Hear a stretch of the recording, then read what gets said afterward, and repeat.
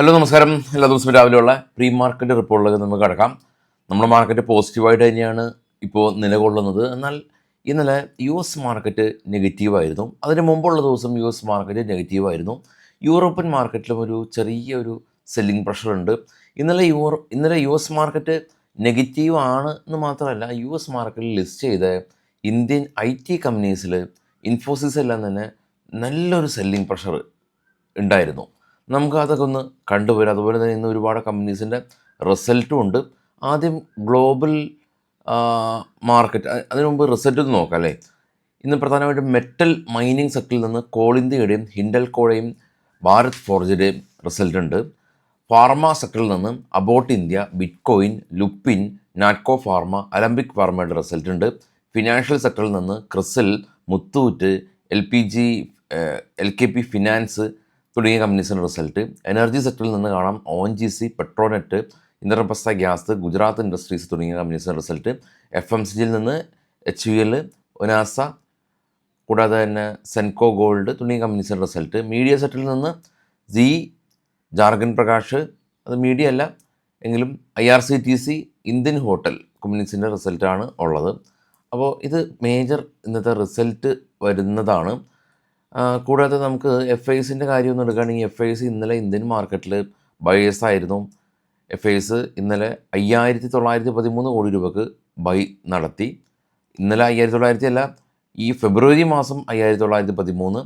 ഇന്നലെ 11 ഫെബ്രുവരി കാണാം 943 കോടി രൂപയുടെ ബൈ നടത്തി. അപ്പോൾ FIS ഇന്ത്യൻ മാർക്കറ്റിൽ കണ്ടിന്യൂസ് ആയിട്ട് 4 ദിവസം ബൈ നടത്തിയിട്ടുണ്ട്. ഇനി നമുക്ക് നേരെ ഗ്ലോബൽ മാർക്കറ്റ് ഒന്ന് നോക്കാം. ഗ്ലോബൽ മാർക്കറ്റിൽ ഏറ്റവും ടോപ്പിൽ ഗോൾഡ് 5,052, സിൽവർ 81, ബിറ്റ്കോയിൻ 67. അപ്പോൾ 3 അസറ്റ് ക്ലാസ്സും ഇടിവ് രേഖപ്പെടുത്തിയിട്ടുണ്ട്. നിഫ്റ്റി 25,995 നിഫ്റ്റി ഫ്യൂച്ചർ ക്ലോസിംഗ് ഉണ്ടായിരുന്നത് 989 ആയിരുന്നു. ഡോ ഫ്യൂച്ചർ ഇപ്പോൾ ഫ്ലാറ്റാണ്. ഏഷ്യൻ മാർക്കറ്റിലെല്ലാം തന്നെ പൊതുവേ ഫ്ലാറ്റ് പെർഫോമൻസ് ആണ്. എന്നാൽ ഡാക്സ്, CAC 40 അതെല്ലാം തന്നെ യൂറോപ്യൻ മാർക്കറ്റ് നെഗറ്റീവിലായിരുന്നു. പിന്നെ ഡോ, നാസ്ഡാക്ക്, അത് US മാർക്കറ്റ് അത് നെഗറ്റീവിലടച്ചു. ഇതാണ് നമ്മൾ നേരത്തെ ഡിസ്കസ് ചെയ്ത ഇൻഫിയുടെ പ്രകടനം. 5% ഇടിവ് രേഖപ്പെടുത്തി. വിപ്രോ 4% ഇടിവ് രേഖപ്പെടുത്തി. HDFC ബാങ്കും 2% ഇടിവ് രേഖപ്പെടുത്തി. എവിടെയാണ് US ADR സ്റ്റോക്കുകളിലാണ് ഇടിവ് രേഖപ്പെടുത്തിയത്. അപ്പോൾ ഈ IT കമ്പനീസൊക്കെ ഒന്ന് ഫോക്കസ് ചെയ്യാം. നമുക്ക് ഈ വരുന്ന സാറ്റർഡേ സൺഡേ ദിവസങ്ങളിൽ നമുക്ക് ഓഫ്ലൈൻ ക്ലാസ് ഉണ്ട് കൊച്ചിയിൽ. സീറ്റ് ബുക്ക് ചെയ്യാത്ത ആളുകൾക്ക് ബുക്ക് ചെയ്യാം. ഫസ്റ്റ് കമൻറ്റിൽ ഞാൻ നമ്പർ പിൻ ചെയ്ത് വെച്ചിട്ടുണ്ട്. നേരെ സ്റ്റോക്കുകളുടെ വാർത്തകളിലേക്ക് പോകാം. ബൈസൽ റെക്കമെൻഡേഷൻ അല്ല. പതഞ്ജലി ഫുഡ് നെറ്റ് പ്രോഫിറ്റ് 364 കോടി രൂപയാണ്. 26% നെറ്റ് പ്രോഫിറ്റിൽ ഇടിവുണ്ടായി. 491 കോടി രൂപയിൽ നിന്ന് പ്രോഫിറ്റ് കുറഞ്ഞു. Kirloskar oil company net profit അവർ ഇയർ ഓൺ ഇയർ 71 കോടി രൂപയിൽ നിന്ന് 111 കോടി രൂപയിലേക്ക് ഉയർന്നു. 56% ഒരു വർധനവ്. ഐക്കോൺ ഇൻ്റർനാഷണൽ കമ്പനി ഇവർ നെറ്റ് പ്രോഫിറ്റ് 15% ഉയർന്ന് 99 കോടി രൂപ കരസ്ഥമാക്കി.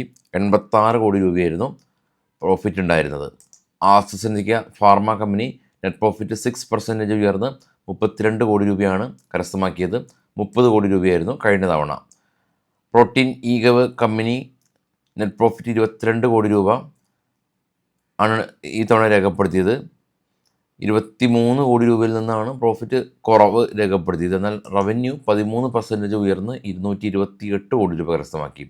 LG electronic company net profit 61% year on year ഇടിവ് രേഖപ്പെടുത്തി. 233 കോടി രൂപയിൽ നിന്ന് 89 കോടി രൂപയാണ് ആയിട്ടുള്ളത്. Godrej industries company net profit അവർ 9% ഇയർ ഓൺ ഇയർ വർധനവ് രേഖപ്പെടുത്തിയിട്ടുണ്ട്. 188 നിന്ന് 204 കോടി രൂപയിലേക്ക് വർധനവ് രേഖപ്പെടുത്തി.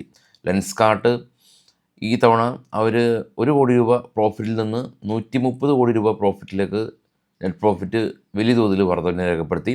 ബോറോസൽ കമ്പനി ഒരു 4 കോടി രൂപയിൽ നിന്ന് 8 കോടി രൂപയിലേക്ക് പ്രോഫിറ്റ് ഉയർന്നു. അപ്പെക്സ് ഫ്രോസൺ ഫുഡ് ലോസിലുണ്ടായ കമ്പനിയാണ്. ഈ തവണ 10 കോടി രൂപ പ്രോഫിറ്റാണ്. ഓർക്കിഡ് ഫാർമ 20 കോടി രൂപയിൽ നിന്ന് 12 കോടി രൂപയിലേക്ക് 20 കോടി രൂപ പ്രോഫിറ്റ് ആയിരുന്നു ഈ തവണ, 12 കോടി രൂപ ലോസ്. ബയർ കോർപ്പ് സയൻസ് അവർ 34 കോടി രൂപയിൽ നിന്ന് 95 കോടി രൂപയിലേക്ക് പ്രോഫിറ്റ് ഉയർത്തി. അമരരാജ ബാറ്ററി 298 കോടി രൂപയിൽ നിന്ന് 140 കോടി രൂപയിലേക്ക് പ്രോഫിറ്റ് കുറഞ്ഞു. GE പവർ കമ്പനി ലോസിലുണ്ടായ കമ്പനിയാണ് ഈ തവണ, 72 കോടി രൂപ പ്രോഫിറ്റ്. കർണക്സ് മൈക്രോസിസ്റ്റം കമ്പനി ഇവർക്കൊരു 411 കോടി രൂപയുടെ ഓർഡർ കിട്ടി എന്നുള്ളതാണ് ന്യൂസുകൾ. നേരത്തെ നമ്മൾ കണ്ടതുപോലെ തന്നെ FISൻ്റെ ഭാഗത്തുനിന്ന് ഈ മാസം അവർ നെറ്റ് ബയേഴ്സാണ്. ഈ മാസം അവർ 5913 കോടി രൂപക്ക് ബൈ നടത്തിയിട്ടുണ്ടെന്നുള്ളതാണ് വളരെ പോസിറ്റീവായിട്ട് കാണാൻ പറ്റുന്ന ഒരു കാര്യം. പക്ഷേ നമുക്ക് നമ്മളുടെ ഈ IT കമ്പനീസിൻ്റെ ആ ഒരു ADR സ്റ്റോക്കുകളുടെ എല്ലാം തന്നെ ഇടിവ് അത് കാര്യമായിട്ട് തന്നെ പരിഗണിക്കുക. ആ സ്റ്റോക്കുകൾ ഒന്ന് ഫോക്കസ് ചെയ്യുക. നമുക്കൊരിക്കലും ഒരു ബൈ സെൽ റെക്കമെൻഡേഷൻ ഷോർട്ട് ചെയ്യാനോ അല്ലെങ്കിൽ ബൈ ചെയ്യാനായിട്ടുള്ള റെക്കമെൻഡേഷൻ നമുക്ക് ചാനലിലൂടെ നമ്മൾ പറയാൻ സാധിക്കില്ല. ഓരോ വാർത്തകൾ നമ്മളുടെ യുക്തി അനുസരിച്ചുള്ള തീരുമാനങ്ങൾ എടുക്കാനായിട്ട് ശ്രമിക്കുക എന്നുള്ളതാണ് ഏറ്റവും ഉചിതമായിട്ടുള്ള ഒരു കാര്യം. അപ്പോൾ അതിനുവേണ്ടി തന്നെയാണ് നമ്മൾ ശ്രമിക്കുന്നത്. അപ്പോൾ എല്ലാവർക്കും ശുഭദിനം. Thank you.